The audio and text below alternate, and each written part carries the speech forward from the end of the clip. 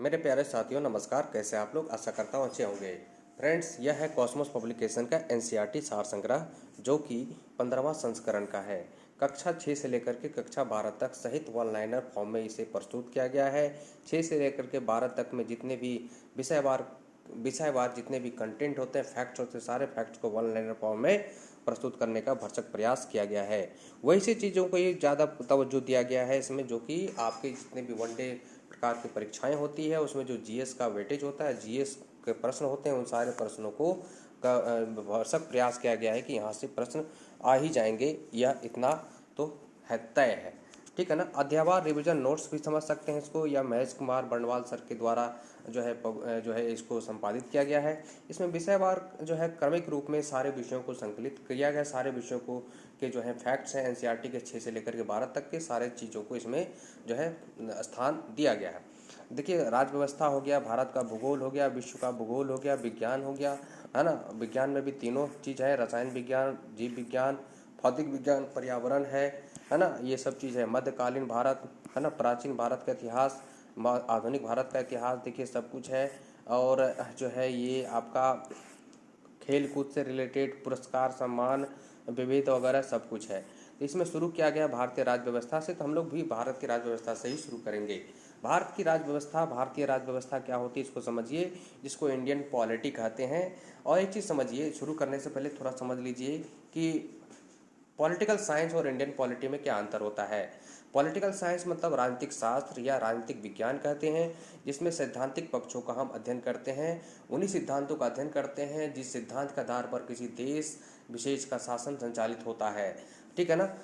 और राज्य व्यवस्था का मतलब होता है पॉलिटी, और इसको जो है इसमें हम वैसे चीज़ों का अध्ययन करते हैं जिसमें हम जो है किसी देश विशेष में जो सिद्धांत को इम्प्लीमेंट करते हैं, इम्प्लीमेंट कैसे किया जाए, शासन व्यवस्था को समुचित तरीके से जो है व्यवस्थित तरीके से कैसे संचालित किया जाए, इसके कलाओं को हम लोग सीखते हैं।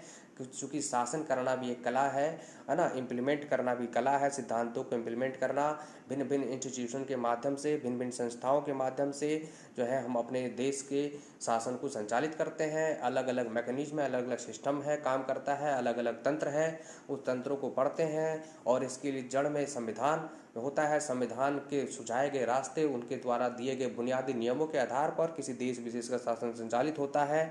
तो हम कह सकते हैं संविधान भी भारतीय राज्य व्यवस्था का ही एक पार्ट है, और उसको भारतीय राज्य व्यवस्था को व्यवस्थित तरीके से चलाने के लिए एक की का काम करता है, एक बुनियादी नियमों का काम करता है। इसलिए ज़रूरी हो जाता है कि संविधान को भी अध्ययन करें। ठीक है ना। तो ये है आपका भारतीय राज्य व्यवस्था, इंडियन पॉलिटी। और देखिए यहाँ शुरुआत ही किया गया, पहला टॉपिक दिया गया भारत का संवैधानिक विकास। तो भारत का संवैधानिक विकास मतलब है कि संविधान को जानिएगा, है ना। तो संविधान क्या होता है भाई? तो बुनियादी नियमों का संकलन होता है, बुनियादी नियमों का एक गुच्छा है, बुनियादी नियमों का एक समूह है, एक फंडामेंटल रूल्स है, जिस रूल्स के आधार पर, जिस नियम के आधार पर पूरे देश का शासन संचालित होता है। पूरे शासन में अहम भूमिका निभाने वाले जितने भी संस्थाएं हैं, उन सारे संस्थाओं के लिए कर्तव्यों को, क्या दायित्व है, इन सारे दायित्वों को संविधान ही बताता है। तभी जाकर के देश का शासन विधि पूर्वक संचालित होता है ना। अलग अलग जैसे कहते हैं ना कि शासन व्यवस्था में जो 3 मुख्य स्तंभ होते हैं, विधायिका, कार्यपालिका, न्यायपालिका, है ना। तो इन सभी स्तंभों को, और इन 3 स्तंभों के अलावे भी अन्य कुछ संस्थाएं हैं जो कि शासन में बढ़ चढ़ करके हिस्सा लेता है और व्यवस्थित रूप से देश को जो है एक व्यवस्थित शासन देने का काम करता है।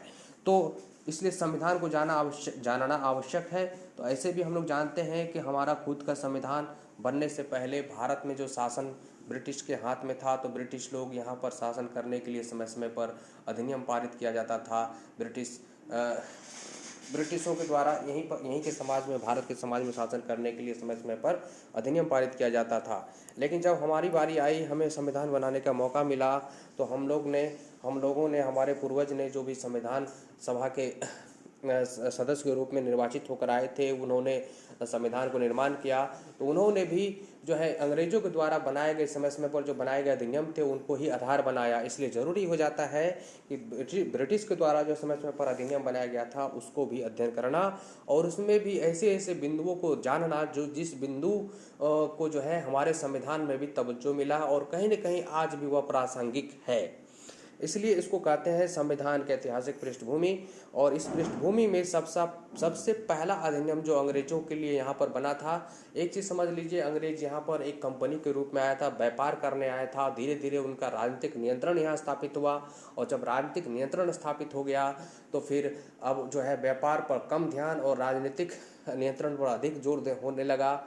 और इसके लिए उसे जो है शासन करने के लिए नियमों की आवश्यकताएं महसूस हुई। नियमों की जब आवश्यकताएं महसूस हुई तो फिर वो ब्रिटिश इसके लिए जो है ईस्ट इंडिया कंपनी के लिए यहाँ पर शासन करने के लिए जो है ब्रिटिश संसद के द्वारा पहली बार रेगुलेटिंग एक्ट बना करके दिया गया 1773 का। जब रेगुलेटिंग एक्ट 1773 का बना करके यहाँ के ईस्ट इंडिया कंपनी के लिए ब्रिटिश संसद के द्वारा दिया गया, उस समय यहाँ पर बंगाल के गवर्नर वारेन हेस्टिंग थे। इससे पहले जो है शासन जो है रॉबर्ट क्लाइव के द्वारा बंगाल में द्वैध शासन लागू किया गया था, जिसमें दीवानी अधिकार तो मिला था अंग्रेजों को, ईस्ट इंडिया कंपनी को, लेकिन जो है फौजदारी मामला और जो विधि व्यवस्था वाला जो मामला है, विधि व्यवस्था को बनाए रखने का, वो जो है नवाब को ही था। लेकिन वारेन हेस्टिंग आए तो यह पूरी के पूरी नियंत्रण स्थापित कर लिए और नवाब को जो है अपदस्थ कर दिया पूर्ण रूप से। हालांकि पहले इससे पहले कठपुतली के रूप में ही था, लेकिन वारेन हेस्टिंग ने अपदस्थ कर दिया नवाब को और पूरा राजनीतिक नियंत्रण, दीवानी और फौजदारी सारे मामले अपने अधीन कर लिए। तो उनको जो है शासन करने के लिए उनको क्या हुआ, नियमों की आवश्यकता महसूस हुई, और इसलिए ब्रिटिश संसद ने जो है पहली बार ईस्ट इंडिया कंपनी के लिए भारत में शासन करने हेतु रेगुलेटिंग एक्ट बना के दिया, है ना। तो आप इसी प्रकार से समय समय पर अनेकों अधिनियम आए ब्रिटिश के लिए। और इस जो है एक समय ऐसा आया 1857 की क्रांति हुई, जिसमें जो है ईस्ट इंडिया कंपनी की जो है एक दांतों तले चने बना पड़ गया था यहाँ के क्रांतिकारियों के द्वारा। तो जिसके कारण जो है ब्रिटिश क्राउन ने क्या किया, ईस्ट इंडिया कंपनी से भारत में शासन की बागडोर छीन लिया और ब्रिटिश क्राउन के अधीन पूरे सीधे शासन को ले लिया, और ना, और उसके बाद जो है जिसको कहते हैं ईस्ट इंडिया कंपनी से शासन की बागडोर छीन करके ब्रिटिश क्राउन के अधीन ला देना। और फिर उसके बाद भी समय समय पर ब्रिटिश पार्लियामेंट के द्वारा यहाँ पर शासन करने के लिए अनेकों अधिनियम बने।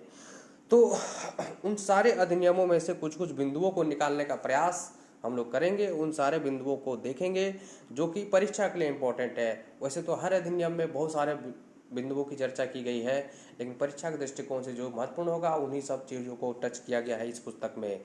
ज़्यादा अंदर ज़्यादा डीप नहीं गया है, जो ज़रूरत है उसी को यहाँ दिया गया है, ठीक है। तो चलिए शुरू करते हैं। रेगुलेटिंग एक्ट में देखिए क्या है कि 1773 में पहली बार जो है यहाँ पर शासन करने के लिए बनाया गया। तो इसमें बहुत चीज़ों का उल्लेख था, लेकिन इसमें एक चीज़ उल्लेख था कि सर्वोच्च न्यायालय की स्थापना कलकत्ता में की गई थी, कब, 1774 में। ये बहुत ही महत्वपूर्ण सवाल है। अगला देखिए, भारतीयों को भारत के प्रशासन में भाग लेने का अधिकार किस अधिनियम के द्वारा दिया गया, तो यह चार्टर अधिनियम 1833 द्वारा, ठीक है ना। इसका मतलब क्या होता है समझिए कि 1833 में जो है विलियम बेंटिक यहाँ के गवर्नर जनरल थे, ठीक है। तो ये देखिए तो क्या होता है कि इस 1833 के चार्टर एक्ट के से पहले यहाँ पर जो है ईस्ट इंडिया कंपनी में कर्मचारी के रूप में भारतीयों को शामिल नहीं किया जाता था, लेकिन भारत के शासन प्रशासन में, है ना, नहीं शामिल किया जाता था, है ना। कर्मचारी के रूप में हुआ था ना, शासन प्रशासन में अहम भूमिका नहीं मिलती थी और बड़े ओहदे पर नहीं नियुक्त किया जाता था, ठीक है ना। लेकिन इस अधिनियम से किया जाने लगा, ठीक है, यही बात है। भारतीय विधान परिषद को बजट पर बहस करने की शक्ति किस अधिनियम के द्वारा दी गई, ये दिया गया भारत परिषद अधिनियम 1892 में। बजट पर बहस करने का मतलब है कि जितने भी सदन में लोग व्यक्ति होते थे, वो अंग्रेज के द्वारा, ईस्ट इंडिया कंपनी के द्वारा, गवर्नर के द्वारा जब बजट प्रस्तुत किया जाता था तो उस पर सदस्यों को सवाल जवाब करने का मौका पहली बार मिला था इसी अधिनियम में। इससे पहले सवाल करने का मौका नहीं मिलता था, क्वेश्चन करने का मौका नहीं मिलता था, इसलिए बहस करने का मतलब यह हुआ, ठीक है। केंद्रीय विधानमंडल सर्वप्रथम किस अधिनियम द्वारा द्विसदनीय बनाया गया। अब यहाँ समझिए, केंद्रीय विधानमंडल का मतलब होता है विधि बनाने वाली संस्था, वायसराय के अधीन वो काम करती थी संस्था। अब यही संस्था जो है विधि बनाने वाली जो संस्था थी वायसराय की, उसको विधानमंडल कहते थे। और वायसराय की एक और संस्था होती थी परिषद, उसको कहते थे कार्य परिषद, जो कि मंत्री लोग होते थे, उसमें वो जिम्मेदार होता था नियमों को इम्प्लीमेंट करने का, है ना, के लिए। तो 1919 के अधिनियम में क्या हुआ था कि जो वायसराय की जो विधान परिषद था, विधि बनाने वाली संस्था, उसको दो हाउस में बांट दिया, उच्च सदन और निम्न सदन। उच्च सदन को नाम दिया गया केंद्रीय राज्य परिषद और निम्न सदन का नाम दिया केंद्रीय विधानसभा। यही आगे चल करके केंद्रीय विधानसभा आज़ादी के बाद लोकसभा में बदल गया और केंद्रीय राज्य परिषद बदल गया राज्यसभा में, है ना, ये चीज़ है। तो 1919 में जो है विधान परिषद जो है दो हाउस में बदल गया, एक है केंद्रीय विधानसभा और दूसरा केंद्रीय राज्य परिषद। अगला है देखिए, भारत के राष्ट्रपति को अध्यादेश निर्गत करने की शक्ति मूलतः जो है किस अधिनियम में से प्रेरित है। अब अध्यादेश को ऑर्डिनेंस कहते हैं। अध्यादेश होता क्या है इसको समझ लीजिए कि विधि बनाने वाली संस्था होती है विधान परिषद, है ना। अब विधान परिषद में दो सदन हो गए, अलग बात है, लेकिन विधान परिषद का काम है जो है विधि बनाना। अगर एक कंडीशन यह भी था कि विधि बनाने वाली संस्था मान लीजिए सत्र में नहीं है और विधि की सख्त जरूरत है, तो उस परिस्थिति में एक जो है वायसराय के द्वारा अध्यादेश जारी करके एक हस्ताक्षर करके पत्र प्रेषित करके कानून को लागू कर दिया जाता है। बाद में फिर विधान परिषद में उसको मोहर लगा दिया जाता है ना, पारित कर लिया जाता है। तो इसको कहते हैं अध्यादेश, है ना, ये चीज़ है। तो पहली बार जो है यह अध्यादेश जारी करने का, ऐसे तो 1861 के अधिनियम में ये व्यवस्थाएं की गई थी जो है वायसराय कैनिंग के समय में, लेकिन ये 1935 में जो है भी व्यवस्थित रूप से इसको जो है लागू किया गया अध्यादेश को, है ना। ये बाद में हमारे राष्ट्रपति को, हमारे संविधान में भी इस बात को उल्लेख किया गया है, राष्ट्रपति को यह शक्ति प्राप्त है अनुच्छेद 123 के तहत, है ना। ये चीज़ है। आगे चलते हैं। देखिए, भारत का जो संवैधानिक विकास हुआ, उस संवैधानिक विकास के क्रम में बहुत सारे अंग्रेजों के द्वारा जो बनाए गए समय समय पर एक्ट थे, उन सारे एक्टों को हम देखेंगे। उन सारे एक्टों के सीढ़ी दर सीढ़ी चढ़कर ही फिर लास्ट में हमारा संविधान सभा के द्वारा जो संविधान बनाया गया, इन्हीं सब अंग्रेजों के द्वारा बनाए गए संविधान में से कुछ कुछ बातों को लेने का प्रयास किया गया। हालांकि कुछ बातें विदेशी संविधान से भी लिए गए, है ना। तो ये चीज़ है, तो इसलिए जानना जरूरी हो जाता है। तो रेगुलेटिंग एक्ट 1773 आया। देखिए 1773 में रेगुलेटिंग एक्ट। अब ये रेगुलेटिंग एक्ट 1773 में आया, तो ये सब जो है, ये सब सारे एक्ट जो हैं, ये आपके ईस्ट इंडिया कंपनी के अधीन जब यहाँ शासन हुआ करता था, तब ब्रिटिश पार्लियामेंट के द्वारा यहाँ जो अधिनियम बना करके दिया गया था, कौन कौन, तो रेगुलेटिंग एक्ट 1773। रेगुलेटिंग का मतलब ही होता है विनियमित करना, नियमित करना, नियम के दायरे में लाना, है ना, ये चीज़ है। Pitt's India act 1784। Pitt's India act 1784 हो गया। पिट्स नाम के एक प्रधानमंत्री हुआ करते थे ब्रिटेन में, उन्हीं के नाम पर यह जो है एक्ट आया था, ठीक है ना। ये चीज़ है। चार्टर एक्ट 1793 कॉर्नवालिस के समय में, charter act 1813, charter act 1833, charter act 1853, ये चार्टर एक्ट था।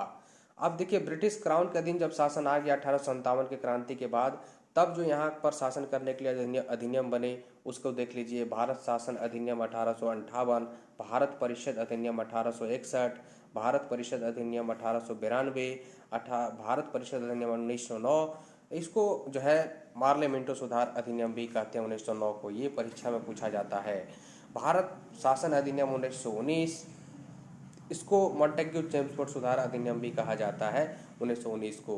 भारत शासन अधिनियम 1935, जिससे कि हमारे संविधान में 2/3 भाग ले लिया गया है। भारतीय स्वतंत्रता अधिनियम 1947, यह अंतिम जो है ब्रिटिश पार्लियामेंट में भारत में शासन करने के लिए अंतिम अधिनियम था, ठीक है ना। तो ये चीज़ है। आगे देखिए, केंद्र में द्वैध शासन व्यवस्था जो है किस अधिनियम के द्वारा लागू किया गया, तो ये किया गया आपको 1935 के केंद्र में। और 1935 के अधिनियम के द्वारा केंद्र में द्वैध शासन लागू हुआ, और 1919 के अधिनियम में प्रांतों में द्वैध शासन लागू हुआ था। ये सवाल पूछा जाता है, जब केंद्र वाला दिया है तो प्रांत वाला भी यहाँ हालांकि नहीं दिया है, वो समझ लीजिए, सुन लीजिए, है ना, ये चीज़ है।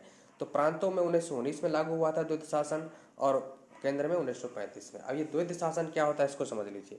द्वैध शासन व्यवस्था का मतलब होता है, डायरची सिस्टम का मतलब हो गया कि गवर्नर को, अगर केंद्र वाला है तो गवर्नर जनरल, और प्रांत वाला है तो गवर्नर को, है ना, दोहरी शक्ति प्राप्त होती थी, एक हस्तांतरित और दूसरा आरक्षित। आरक्षित विषय में वैसे विषयों को रखा गया था आरक्षित शक्ति में कि जो कि एकदम महत्वपूर्ण विषय हुआ करते थे, जैसे फाइनेंस हो गया, बैंकिंग हो गया, विदेश मामले हो गए, जैसे कि सैन्य मामला हो गया, सैनिक से संबंधित चीज़ें हो गई। ये सब सारे चीज़ें जो है आरक्षित विषय के अंतर्गत हुआ करता था, जिस पर वायसराय को, गवर्नर को जो है जवाबदेही नहीं होती थी। वो जो भी एक्शन लेता था उसमें कोई जवाबदेही नहीं होती थी। ठीक है, जो भी रूल बनाता था उस अपने विषय से रिलेटेड। तो बाकी हस्तांतरित विषय में जो है एक मंत्री हुआ करते थे जो कि जिम्मेदार होते थे, उसको विधानसभा में जवाब देना पड़ता था, मंत्री को जैसे अभी देना पड़ता है वैसे ही। तो ये हस्तांतरित विषय और आरक्षित विषय को बांटा बांटा गया। तो सबसे पहले 1919 में जो है ना, 1919 में प्रांतों में यह शक्ति दिया गया, प्रांतों में, है ना। तो प्रांत में गवर्नर हुआ करते थे, उनके भी अपना काउंसिल हुआ करते थे, विधायी काउंसिल और कार्य परिषद काउंसिल। तो उस तरह से जो है यह प्रांतों में लागू हुआ था। फिर 1935 में क्या कर दिया गया, इसी द्वैत शासन को प्रांत से समाप्त कर दिया गया और फिर केंद्र में लागू कर दिया। यही सवाल है यहाँ पर, केंद्र में द्वैत शासन व्यवस्था किस अधिनियम के द्वारा लगाया गया, 1935 के द्वारा। चलिए, भारत शासन अधिनियम 1919 की समीक्षा करने के लिए 1927 में साइमन कमीशन का गठन हुआ था, है ना। इस चीज को समझ लीजिए। अब देखिए, 1919 के अधिनियम की समीक्षा करने के लिए अगले 10 साल के बाद जो है होना था एक कमीशन का गठन, जो कि जिसका काम था कि 1919 का अधिनियम सही से काम कर रहा है कि नहीं कर रहा, इसका जो है समीक्षा करना। लेकिन 2 वर्ष पूर्व ही 1927 में इसका गठन कर दिया गया साइमन कमीशन का, और उसे भारत में जो है उसको क्षेत्रवार घूम करके यह पता करना था, जो है एक डाटा कलेक्ट करना था कि क्या आखिर यह अधिनियम 1919 का अधिनियम किस मायने में ठीक ठाक चल रहा है कि नहीं, है ना। उसके लिए जो है एक समीक्षा करना था। लेकिन इसमें दुर्भाग्य से इसमें कोई किसी भी भारतीय सदस्य को शामिल नहीं किया गया था, सारे के सारे अंग्रेज सदस्य थे, इसलिए व्हाइट मैन कमीशन भी कहते हैं इसको। और इस कमीशन का अध्यक्ष साइमन थे, इसलिए इसे साइमन कमीशन भी कहते हैं। गठन जो है नवंबर 1927 में हुआ था ब्रिटेन में, लेकिन ये जो है 3 फरवरी 1928 को भारत आगमन हुआ और पूरे भारत भ्रमण के दौरान जो है पूरे भारतवर्ष में भारत के नेताओं के द्वारा जो है साइमन कमीशन का विरोध हुआ, व्यापक विरोध हुआ। पंजाब गया तो पंजाब में लाला लाजपत राय विरोध किए, वहाँ पर लाठी खाए इस विरोध के फलस्वरूप, और इस लाठी के चोट से जो है कुछ ही दिनों में उनकी मृत्यु हो गई थी। तो यही बात है, ठीक है। चलिए आगे है, देखिए निर्वाचन संविधान द्वारा भारत का संविधान निर्माण। एक देखिए, भारत के संविधान में केंद्र और राज्यों के मध्य किया गया शक्तियों का विभाजन भारत सरकार अधिनियम 1935 पर आधारित है। ठीक है, एक निर्वाचित संविधान सभा द्वारा भारत का संविधान निर्माण करने का प्रस्ताव किसके द्वारा दिया गया था, क्रिप्स पहली बार दिया गया था क्रिप्स मिशन के द्वारा 1942 में। जो है ये क्रिप्स मिशन के द्वारा समझिए कि कांग्रेस को और मुस्लिम लीग को कहा गया कि भाई अभी विश्व युद्ध चल रहा है, द्वितीय विश्व युद्ध, सपोर्ट करिए, और फिर जैसी भी समाप्ति होगी तो आप लोग को फिर अपना संविधान सभा बनाने का मौका दिया जाएगा, एक डोमिनेंट कंट्री का दर्जा दिया जाएगा, इस तरह से। तो इसे जो है इस क्रिप्स मिशन को जो है कोई खुला जो है ऐसा चेक कहा जो कि खाली है, इस तरह से कहा, गांधी जी ने कहा था। और ब्लैंक चेक के रूप में इसको जो है इस स्टेटमेंट को, इस प्रस्ताव को अपना एक ये दिया था कमेंट करके, और मुस्लिम लीग भी इसे नकार दिया था, है ना। ये चीज़ है। भारतीय संविधान सभा का गठन किसके अंतर्गत किया गया था, तो कैबिनेट मिशन की सिफारिश पर किया गया था। कैबिनेट मिशन 1946 में आया था, 3 सदस्य कैबिनेट मिशन, है ना। हालांकि इस कैबिनेट मिशन में एक सदस्य क्रिप्स भी था, स्टैफोर्ड क्रिप्स भी था, एबी अलेक्जेंडर, स्टैफोर्ड क्रिप्स और जो है एक व्यक्ति थे, है ना। ये है कैबिनेट मिशन द्वारा प्रस्तुत योजना के अनुसार संविधान सभा में प्रांतों के प्रतिनिधियों का निर्वाचन किस अनुपात में हुआ था, 10 लाख जनसंख्या पर एक सदस्य, और इसके निर्वाचन है अप्रत्यक्ष रूप से हुआ था, है ना, अप्रत्यक्ष रूप से। ठीक है, अप्रत्यक्ष रूप से निर्वाचन हुआ था। और अप्रत्यक्ष रूप का मतलब होता है कि संविधान सभा के लिए सदस्यों का निर्वाचन में जो है जनता सीधे भाग नहीं ली थी। जनता के द्वारा चुने गए स्थानीय स्तर पर या क्षेत्रीय प्रांतीय स्तर पर जो विधानसभाएं होती थी, उस विधानसभा के द्वारा जो है संविधान सभा में चुन करके भेजा गया था। हालांकि राज्य रजवाड़े क्षेत्रों से भी जो है संविधान सभा में सदस्यों को चुन करके भेजा गया था। है ना। एक चीज़ यहाँ पर छूट गया, देखिए यहाँ पर अखिल भारतीय संघ की स्थापना करने का प्रावधान किस अधिनियम में किया गया था? तो भारत शासन अधिनियम 1935 में किया गया था। अखिल भारतीय संघ का मतलब होता है ऑल इंडिया फेडरेशन, है ना। ये 1935 का अधिनियम में कहा गया था कि ऑल इंडिया फेडरेशन बनाया जाएगा, जिसमें जितने भी राज्य रजवाड़े हैं और जितने भी प्रांत हैं सबको एक संघीय क्षेत्र के दायरे में लाया जाएगा, है ना। मतलब संघ क्षेत्र के दायरे में लाया जाएगा, फेडरल सिस्टम के अंतर्गत लाया जाएगा। लेकिन यह सपना अधूरा रह गया, ठीक है, उस समय। हालांकि बाद में हमारे अपने संविधान में इस चीज़ को व्यवस्थित किया गया, इस चीज़ को प्रावधान किया गया, जो कि हमारा अभी फेडरल सिस्टम के अंतर्गत शासन चलता है। केंद्र और राज्य का अपना अपना एक विषय है, इस पर जो है शासन चलता है, ठीक। ये है। अगला देखिए, भारतीय संविधान का निर्माण करने वाली संविधान सभा के सदस्यों का चुनाव किसके द्वारा किया गया था? तो विभिन्न प्रांतों के विधानसभाओं के द्वारा किया गया था, वो भी कैसा? अप्रत्यक्ष रूप से, ठीक है। आगे देखिए, अंतरिम सरकार वर्ष 1946 में 2 सितंबर को गठित हुआ था, ठीक है। तो अंतरिम सरकार क्या होता है इसको समझिए। अंतरिम सरकार का मतलब होता है कि जब कैबिनेट मिशन के सिफारिश पर ही जब संविधान सभा का निर्वाचन हुआ, है ना, और फिर गठन हुआ, फिर संविधान निर्माण की दिशा में कार्यवाही शुरू हो गई, तो उसी बीच में जो है कैबिनेट मिशन की सिफारिश पर ही अंतरिम सरकार की भी गठन कर दी गई, जिस सरकार के अध्यक्ष माउंटबेटन थे और माउंटबेटन बने, है ना। और फिर उपाध्यक्ष जो है पंडित जवाहरलाल नेहरू बने, है ना। यही अंतरिम सरकार में जो है जितने भी लोग थे, अध्यक्ष को छोड़कर, माउंटबेटन को छोड़कर, गवर्नर जनरल को छोड़कर, बाकी सभी भारतीय लोग इसमें मंत्री के रूप में शामिल हुए, भारतीय लोग, है ना, भारत के लोग, स्थानीय लोग, ठीक। अंग्रेज लोग जो है पत्ता अब कट गया। तो अंतरिम सरकार में जवाहरलाल नेहरू सबसे ऊपर थे, है ना, गवर्नर जनरल के बाद, जिनको जो है ये भार दिया गया। डिपार्टमेंट देख लीजिए कौन कौन सा है। जवाहरलाल नेहरू को मिला था राष्ट्रमंडल संबंध के मामले और विदेशी मामले।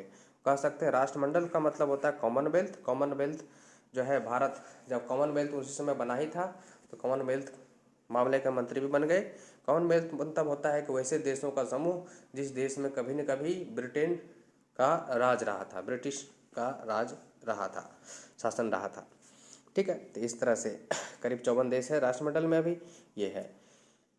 विदेशी मामले मतलब विदेशी मामलों का भी वो मामलों को देखते थे। सरदार पटेल गृह मंत्री और सूचना एवं प्रसारण मंत्री। अंतरिम सरकार में देखिए, अंतरिम सरकार, है ना, अभी आज़ादी नहीं मिली है, लेकिन आज़ादी से पहले जो सरकार बनी थी अंतरिम रूप से, मतलब तत्काल, उस समय जो है ये गृह मंत्री थे सरदार वल्लभ भाई पटेल। डॉक्टर राजेंद्र प्रसाद को खाद्य एवं कृषि मंत्री भी बनाया गया था, है ना। बाद में ये संविधान सभा के अध्यक्ष बने तो दोहरी भूमिका निभा रहे थे। उधर संविधान सभा के निर्माण में, संविधान के निर्माण की मीटिंग में वो अध्यक्षता की भूमिका निभाते थे, और यहाँ, है ना, प्रशासन में जो है खाद्य कृषि मंत्री के रूप में। जॉन मथाई उद्योग एवं नागरिक आपूर्ति के मंत्री के रूप में। जगजीवन राम श्रम मंत्री, जो कि अपने बिहार के ही थे, सासाराम के। सरदार बलदेव सिंह रक्षा मंत्री। लियाकत अली खान वित्त मंत्री। ये लियाकत अली खान जो है मुस्लिम लीग से बिलोंग करते थे। सी राजगोपालाचारी शिक्षा एवं कला मंत्री। इस प्रकार से कुछ प्रमुख मंत्री थे अंतरिम मंत्रिमंडल में शामिल। भारत की संविधान सभा की पहली बैठक कब हुई थी? तो पहली बैठक 9 दिसंबर 1946 को हुई थी। भारतीय संविधान का प्रथम प्रारूप draft doctor sir B N Rao के द्वारा तैयार किया गया था। बी एन राव, है ना, ये है। बी एन राव का पूरा नाम है बेनेगल नरसिम्हन राव। ये जो है भूतपूर्व प्रशासनिक सेवा में रिटायर्ड अधिकारी थे। ब्रिटिश गवर्नमेंट में ये प्रशासनिक सेवा के अधिकारी भी थे, है ना, ICS अधिकारी भी रहे थे, ठीक। ये है। ये इंटरनेशनल कोर्ट के न्यायाधीश भी रह चुके थे, है ना, ये है इंटरनेशनल न्यायालय के। संविधान सभा की अस्थायी अध्यक्ष किसे चुना गया था? डॉक्टर राजेंद्र प्रसाद को। कब? तो 11 दिसंबर को।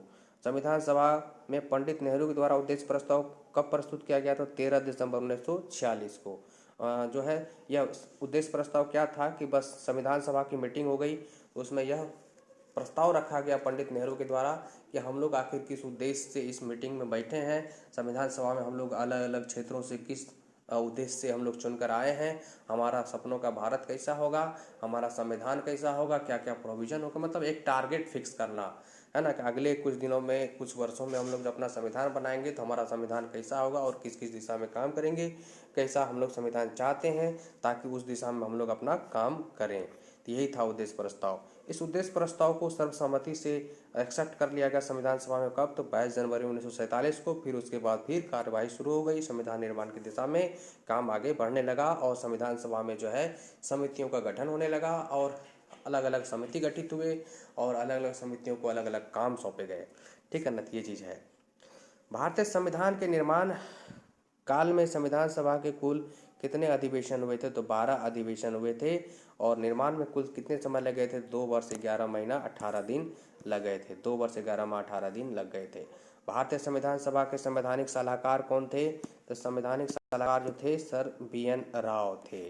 ठीक है, BN राव का फुल फॉर्म मैंने बता दिया है ना, ये चीज़ है, बेनेगल नरसिम्हन राव। भारत की संविधान सभा ने वर्तमान रूप में राष्ट्रीय ध्वज को कब अपनाया था? तो 22 जुलाई 1947 को। संविधान सभा की प्रथम बैठक की अध्यक्षता किसने की थी? तो डॉक्टर सच्चिदानंद सिन्हा ने, जो कि अस्थायी अध्यक्ष के रूप में नियुक्त हुए थे। भारत का संविधान कब स्वीकार कर लिया गया था? तो 26 नवंबर 1949 को पहली बार स्वीकार किया गया, अंगीकृत किया गया, अधिनियमित किया गया। लेकिन पूर्ण रूप से लागू कब हुआ? 26 जनवरी 1950 को। ठीक है, ये है। संविधान सभा के बारे में कुछ फैक्ट जान लीजिए। जो है 9 दिसंबर 1946 को संविधान सभा की प्रथम बैठक हुई। सच्चिदानंद सिन्हा अस्थायी अध्यक्ष चुने गए। 11 दिसंबर 1946 को डॉक्टर राजेंद्र प्रसाद अस्थायी अध्यक्ष चुने गए और संविधान निर्माण का प्रारंभ 13 दिसंबर 1946 से शुरू हो गया, जब पंडित नेहरू ने उद्देश्य प्रस्ताव पढ़ा। फिर उद्देश्य प्रस्ताव 22 जनवरी 1947 को सर्वसम्मति से स्वीकार कर लिया गया और 26 नवंबर 1949 को भारतीय संविधान अंगीकृत कर लिया गया।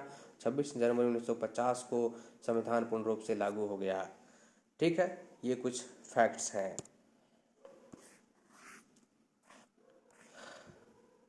देखिए, संविधान निर्माण की दिशा में जब काम शुरू हो गया तब फिर जो है अलग अलग समितियों का भी गठन हुआ, है ना, तो ये चीज़ है। 26 नवंबर 1949 को भारतीय संविधान किसके द्वारा अधिनियमित किया गया था? संविधान सभा के द्वारा। और यह कह सकते हैं संविधान सभा में कौन लोग थे? तो अप्रत्यक्ष रूप से निर्वाचित सदस्य थे, जो कि जनता को प्रतिनिधित्व कर रहे थे। इसलिए कह सकते हैं कि जनता के द्वारा अधिनियमित किया गया, अंगीकृत किया गया। ठीक है ना, ये चीज़ है।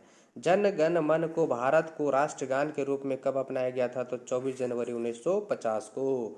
भारत सरकार द्वारा अशोक स्तंभ का राष्ट्र चिन्ह के रूप में कब अपनाया गया, अंगीकृत किया गया? तो 26 जनवरी 1950 को।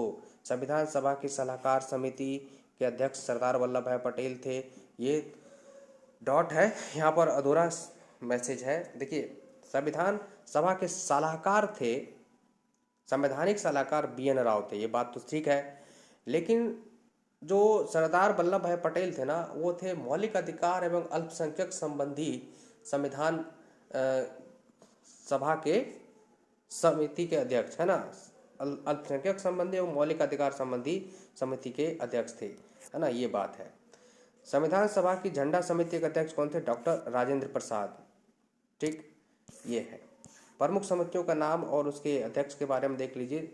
समिति का गठन हुआ था, भिन्न भिन्न समितियों के माध्यम से जो है संविधान सभा के निर्माण की दिशा में, संविधान निर्माण की दिशा में संविधान सभा के द्वारा अलग अलग कमेटी गठित किया गया था। जैसे संघ शक्ति समिति, है ना, संघ शक्ति समिति मतलब पंडित जवाहरलाल नेहरू अध्यक्ष थे इसके।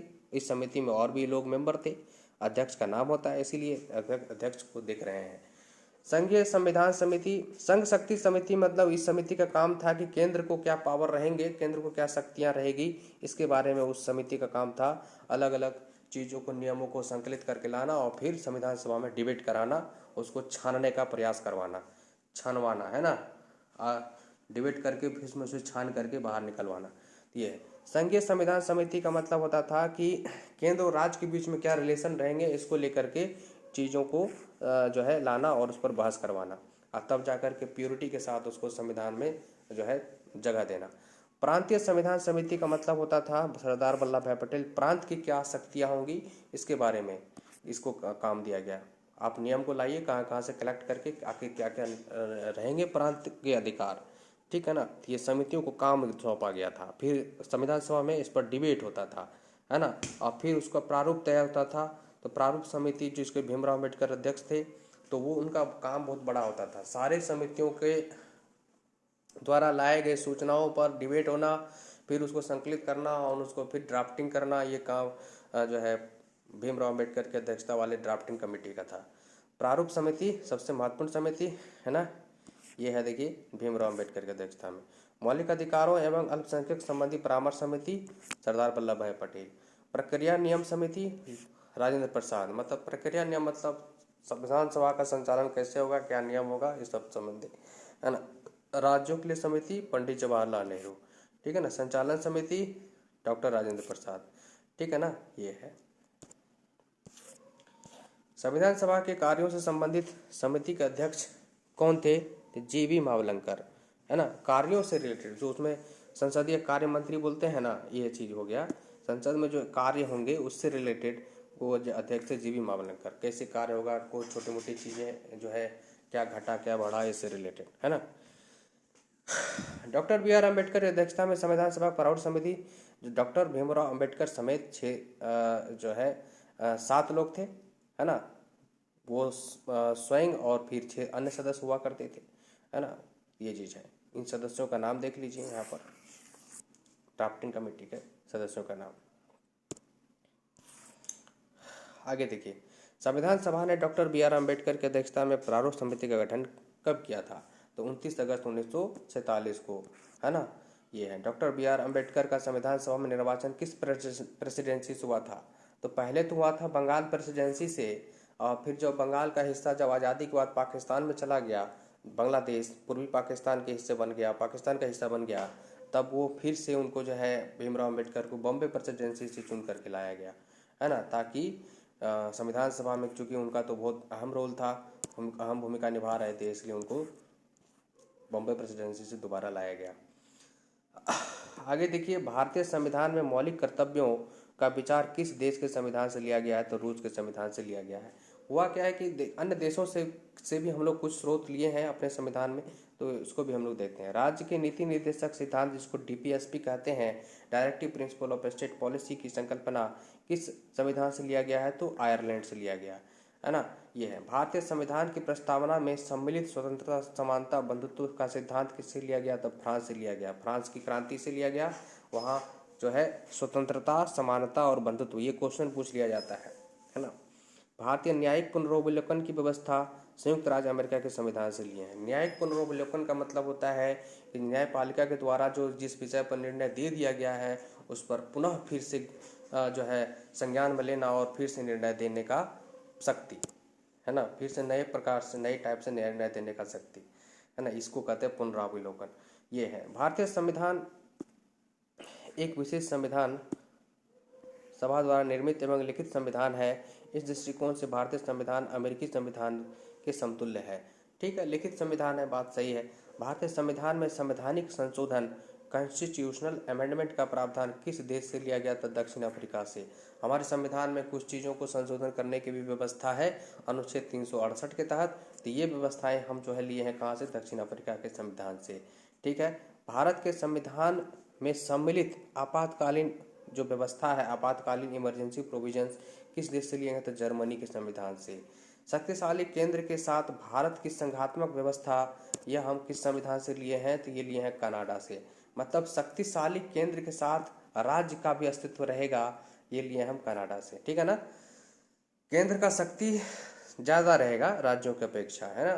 संघात्मक शासन व्यवस्था है लेकिन केंद्र अधिक शक्तिशाली रहेगा, ये व्यवस्था अभी भी है, तो इसको हम कहते हैं कनाडा से। हमारे देश में तो यही चीज़ चल रहा है, फेडरल सिस्टम है लेकिन केंद्र अधिक ताकतवर है।